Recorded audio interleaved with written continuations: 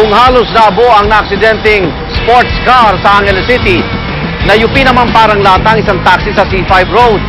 Agad namang rumesponde ang emergency medical team ng Makati City. Pero may malaking aberya. Ang dugo ang driver na ipit at hindi maialis ng sasakyan. Na-receive namin yung call na mayroong vehicular accident and pinned down na tao doon sa sasakyan.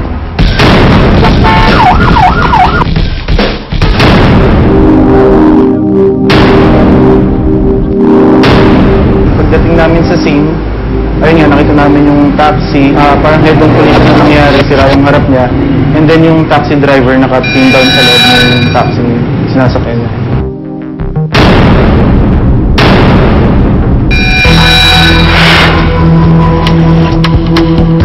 Pinanggahan na yung likod niya, eh. Ito nga, gulagalan sa yung ano dito.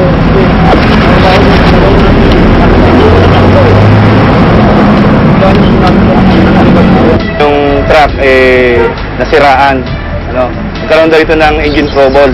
Bali, dahil sa nasiraan siya, tumigil siya doon sa kalagitnaan ng C5. Ito namang taxi na sumusunod ay mabilis at hindi natin alam kung anong dahilan dahil hindi siya nakapreno at yung kanyang kaliwang bahagi, unahang bahagi ay tumama doon sa likuran nitong nasabing truck na nasiraan. Galing ko kami sa garahe, sa long run, tracking. Ayun, pa-deliver kami pa Maynila, yung product na yun sa URT. Pagdating ko dito, medyo nagloko yung makina, kaya napilitan po namin itigil, saglit lang. Yung pagkatigil po namin, biglang sumulpot po yung taxi niyan, napakatuli ng pakababa lang po namin, kasi sinyasan namin. Kunin sana namin yung niyan, nakahazard kami. Bigla po niya sinalpot yung likod niyan.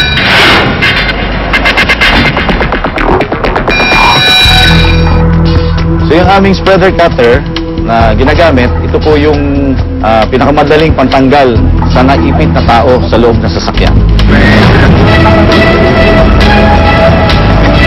Every time na mag-extricate kami, kailangan i-cover yung pasyente para din sa kanyang proteksyon. Kasi habang binubuksan mo yung sasakyan, chances na may pwedeng tumalsik na sharp object doon sa pasyente o yung mga basag na salamin, pwedeng tumama pa rin sa kanya.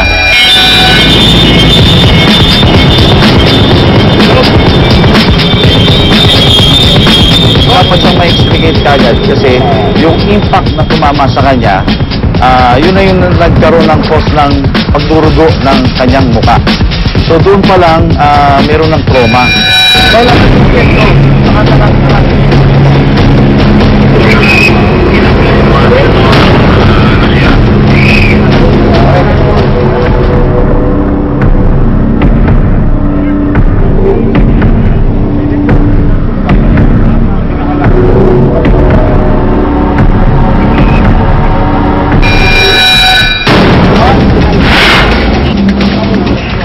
In-expect na namin yung pinakamalala na nangyari kasi may extrication eh. Pag extrication, madugo kasi yun, tsaka malamang may mga fractures yun na involved.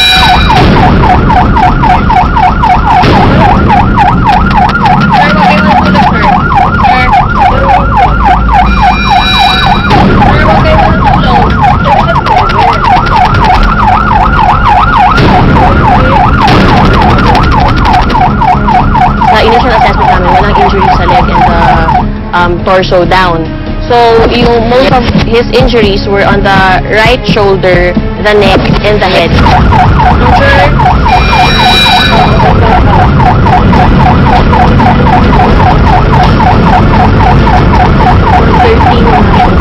Ano yung mga sakit sa'yo?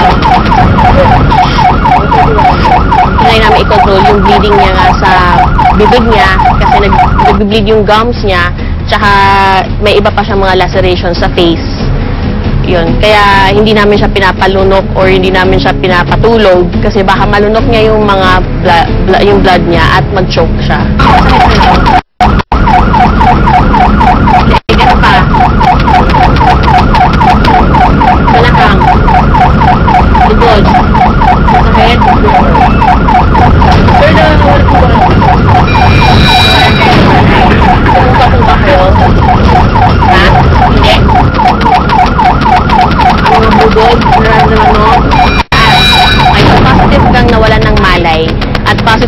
sumuka. Ibig sabihin nun,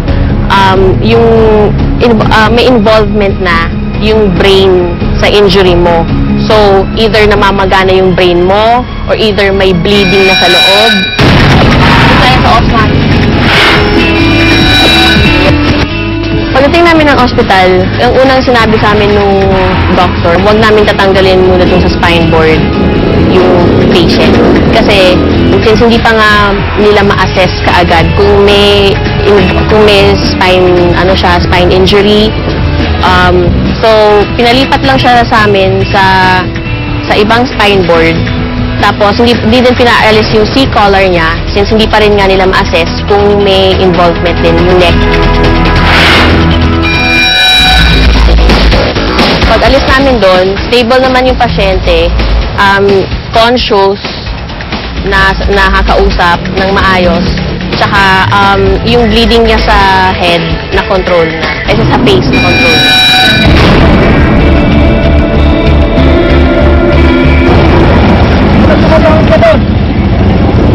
Accident prone po at napakarami ng aming datos ng mga aksidente dito.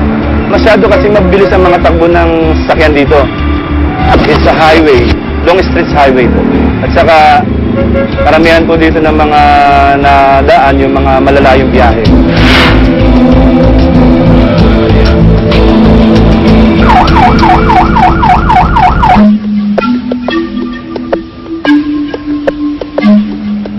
Pakalampas ko ng U-turn slot. Medyo madilim na, lampas doon, madilim na eh.